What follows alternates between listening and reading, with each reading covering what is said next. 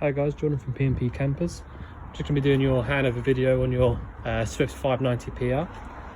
So if we start with the bonnet.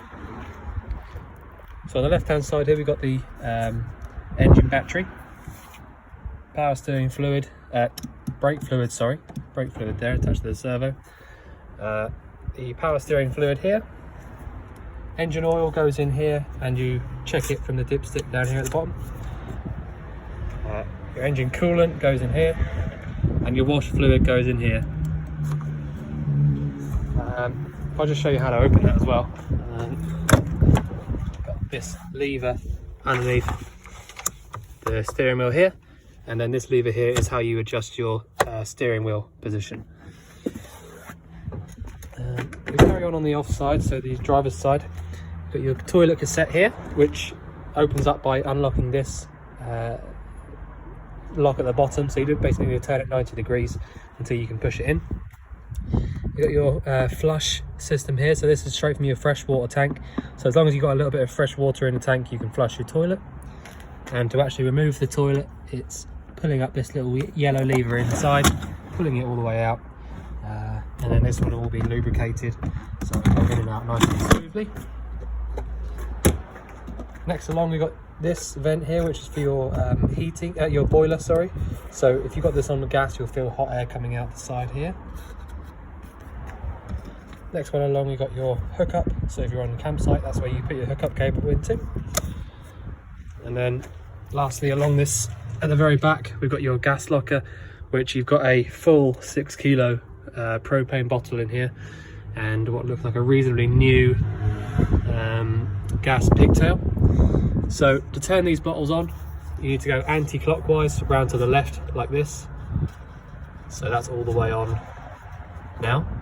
I'm going to turn it off clockwise all the way around to the right like that. But I'm going to leave it on for now.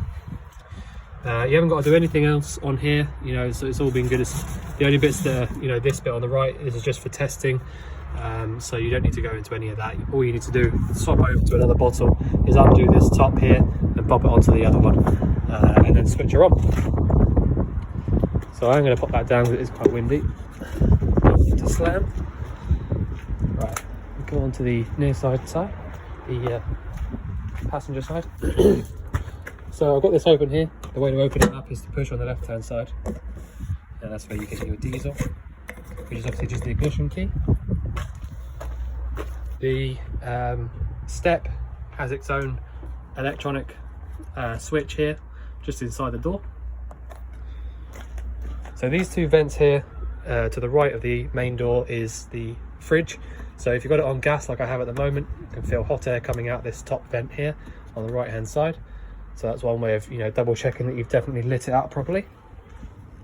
Storage under here, not really much to show you if I'm honest, but nice storage under there, which has been insulated as well, I noticed. So that's nice. And we've got the freshwater filling point here, which you do need to push in on when you do try to open it, because it's got a bit of a spring inside it. So like I said, push in and then round to the left, and that'll come out. And then to lock her up, push it in and turn it around to the right as far as it will go, and then get the correct key. If I remember, it's the one without the chunk out of it, the Thetford one, and turn it the only way it will go, and that'll just spin. Alright, so that's locked up. So we go around on the inside now. Right,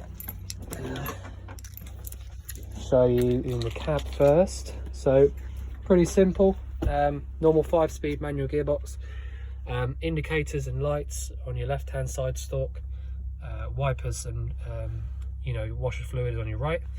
And to actually turn the camera on is the bottom right hand button. Just switch that on whenever you want to have your rear view camera come up on that screen there.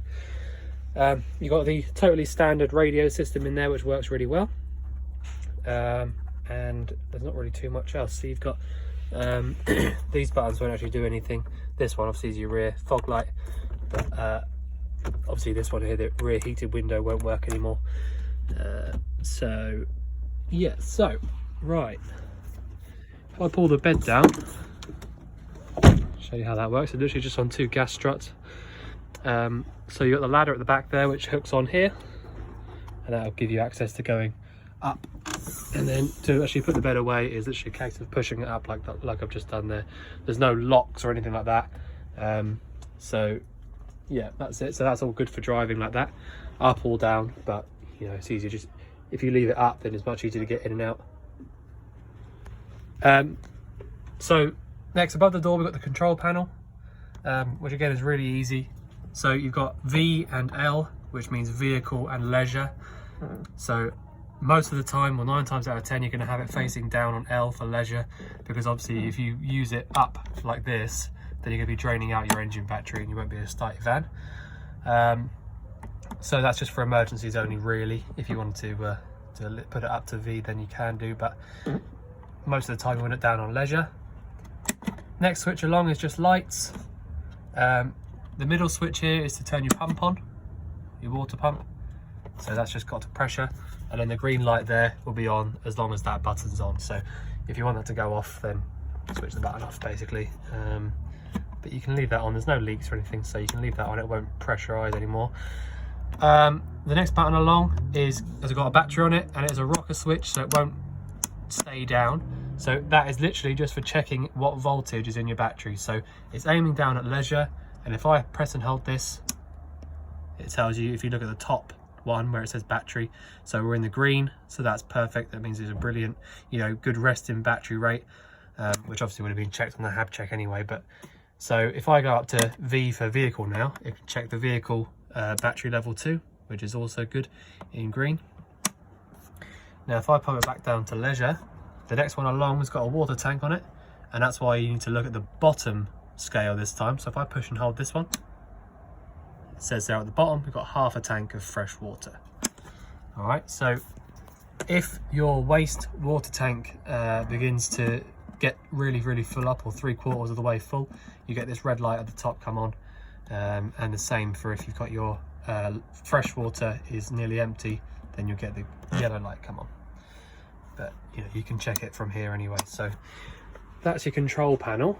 Again, it is a bit to get your head around, but they've all got their own diagrams, so after a little while, if you're actually using it, it'll be like second nature. So all of these cupboards work the exact same way, and I'll just point this out in here. In this locker, which is just above the sink, you've got a switch on here for your awning light, so you can have it off like this all the time if you like, or leave it on.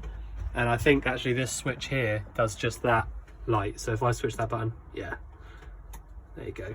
So you can either have it off on the switch inside the cupboard, or just use it from the control panel like that. So makes it a bit easier at night time if you want to see outside before you come in.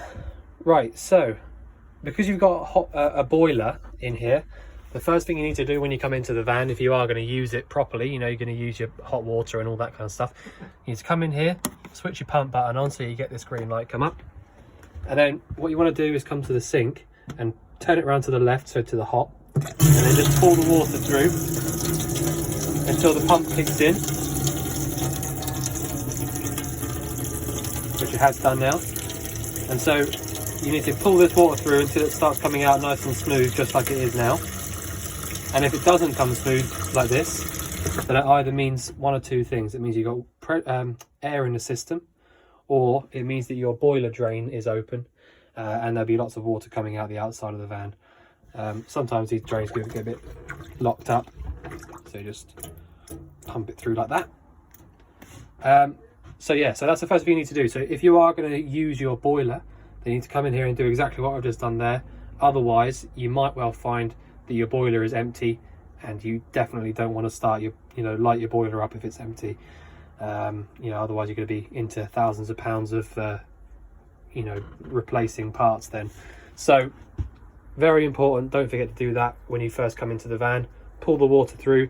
You can do it at the other sink, in the bathroom as well, which I would advise actually, because that means you definitely got no air in the system at all, and even the toilet as well. Push that button there. So the flush is just the blue button on the top, and then to drain it, it's just this here. Okay, so if you just make sure that you do that before you come and start using your boiler at the very least, but you know, I personally do it anyway.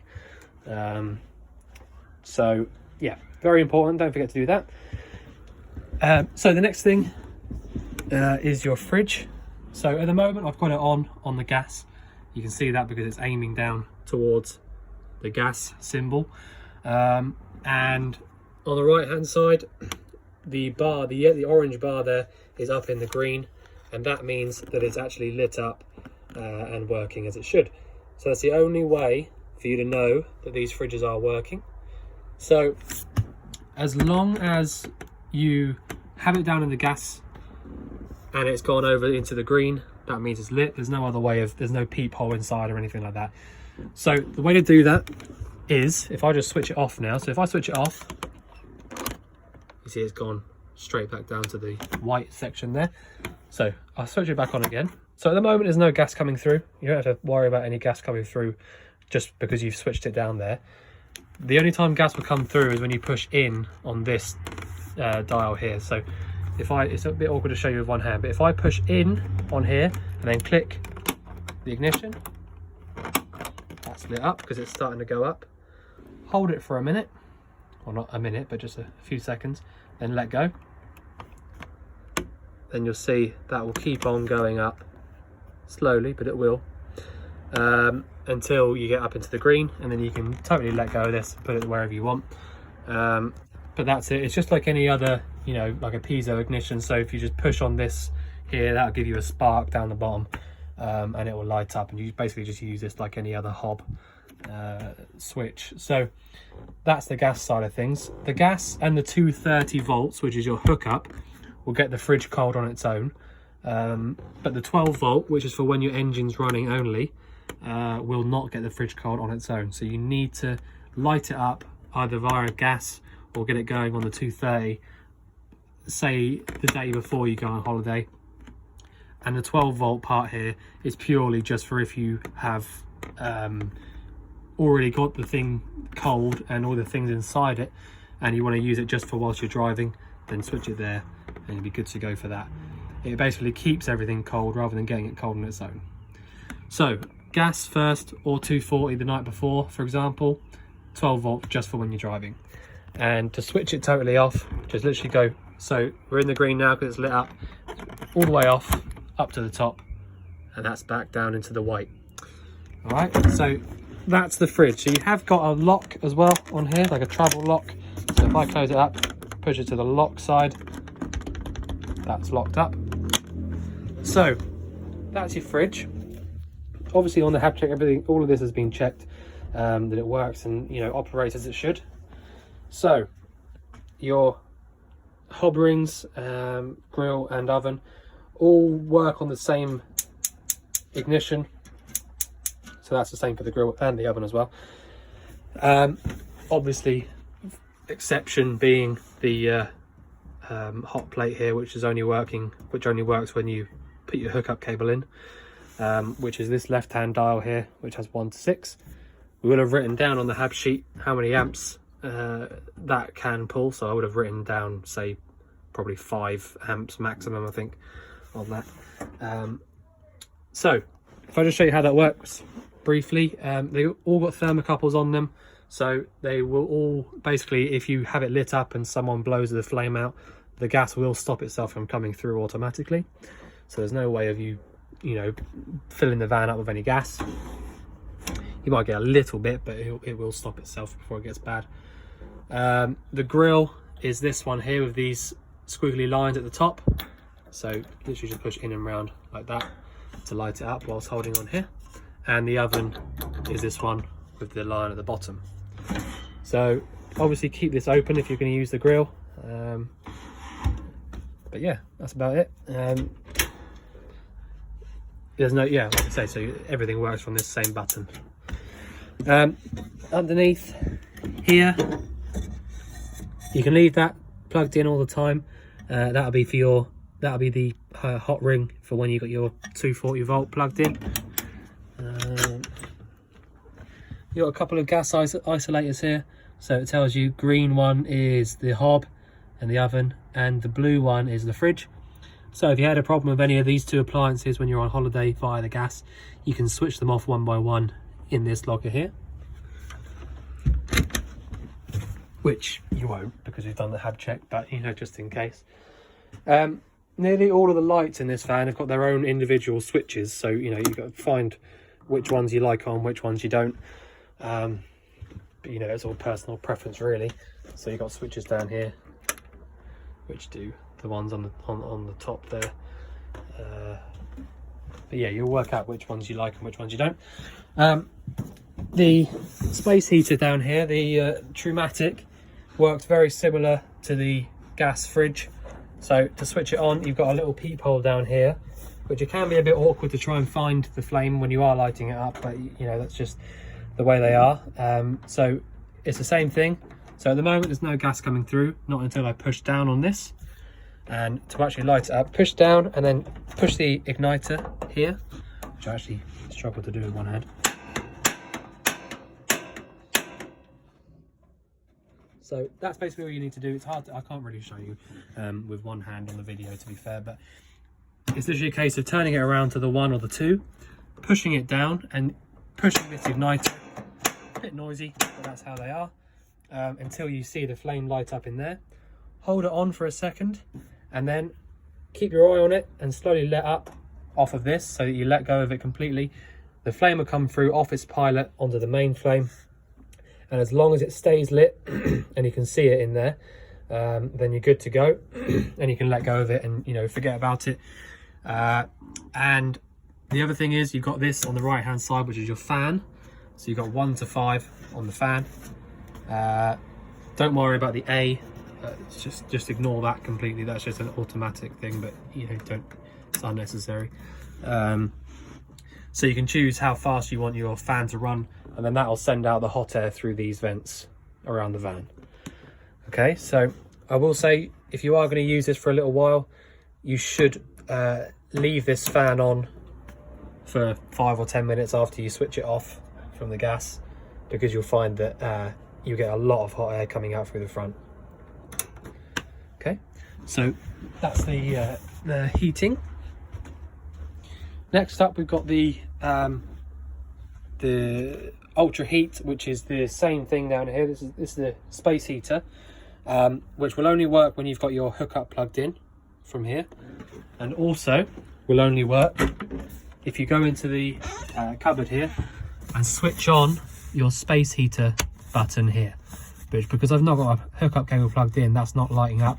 But if I did have a cable plugged in, that would light up, and then you would be able to use the ultra heat buttons on the other side there, 500, 1000 or 2000 watts.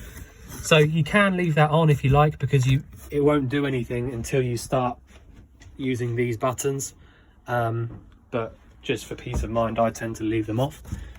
And the button next door to it is your water heater on 240.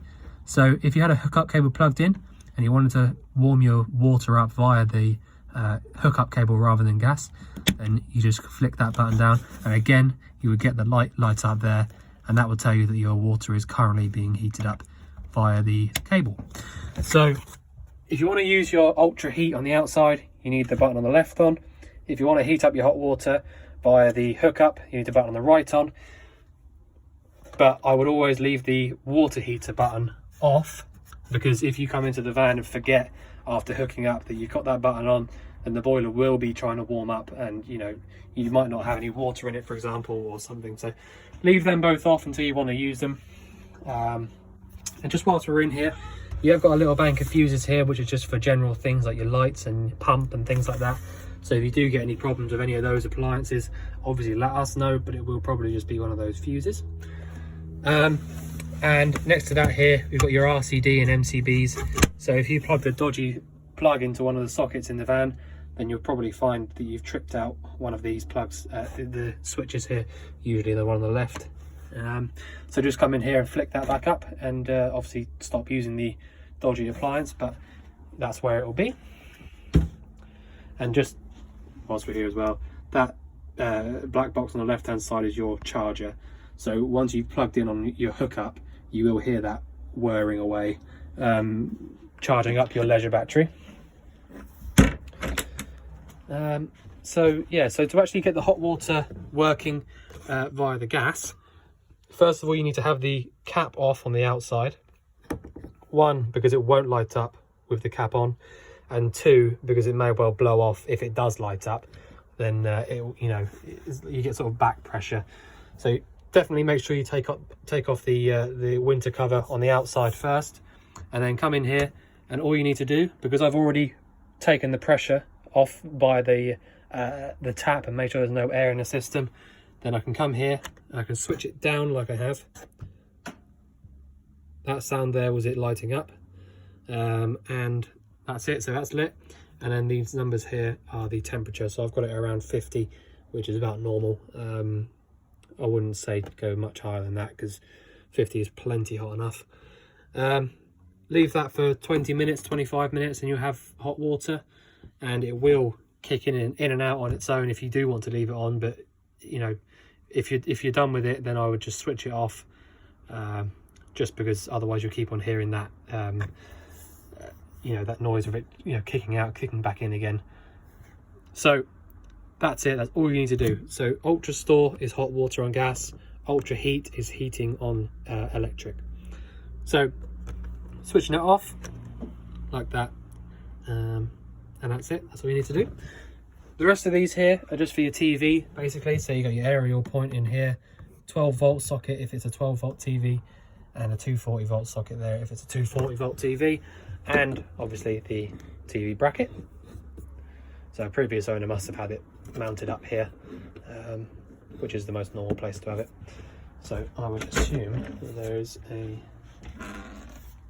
so you've got all the plugs up here. So you need to get a TV booster, which will sit up here. We can see where they've had it before, and so once you get the booster, plug these cables up into it like that, and the power cable is here ready to go. So literally all you need to do is literally just buy a booster, plug these in, and then you can come straight, because that'll all be hooked up to these.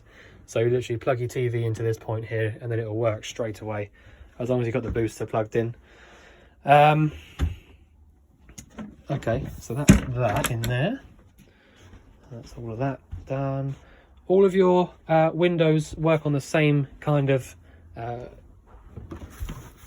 hinges, if you like, which are the best ones, because the latch ones can be a bit problematic with struggling to get the windows back in. But all you need to do is undo these like that, both sides, open the window up to however wide you want it, and then literally just tighten them back up. All right, a lot of customers seem to tighten them up even after they've closed them up like this. You don't need to do it whatsoever. I think it's because people worry about the windows opening when you're driving, but you absolutely don't need to do that. If you've got these closed up like that, there's no way this window is going to open back up. So leave these how they are, loose, until you want to use them. Otherwise they can, if you tighten them up all the time and leave them really tight, then sometimes if you come back to them after a little while, they'll just snap off. So if you leave them loose for the most part of it, until you come to actually opening and keeping the window open, then you'll be good on that side of things. Skylight, simple, is just push in and open up these two clips, and then pull down on the metal lever and push up. And again, you've got gas struts, so you can leave that, then push it up into there. But that's it.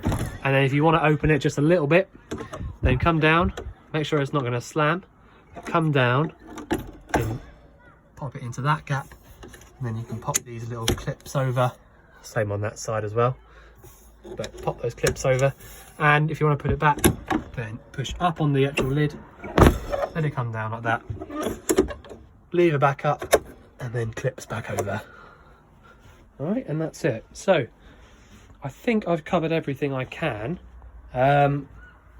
If I haven't, then obviously let us know, but I think I've covered everything I can show you, apart from this skylight as well.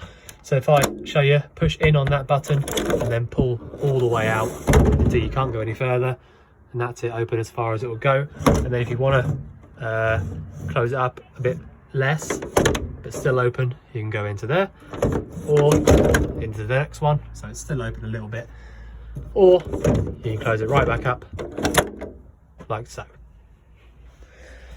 So yeah, so I think I've covered everything I can. If there is anything that you think that I've missed out, then obviously let us know and I'll cover anything you need. But all the paperwork for the van is inside this cupboard here, in this box. And so, you know, if you do get stuck on anything, obviously you can get in touch with us, but all the books will be in there. So you can have a little read through and, you know, revise a few bits if you need to. But we look forward to seeing you when you collect your van. Thank you very much.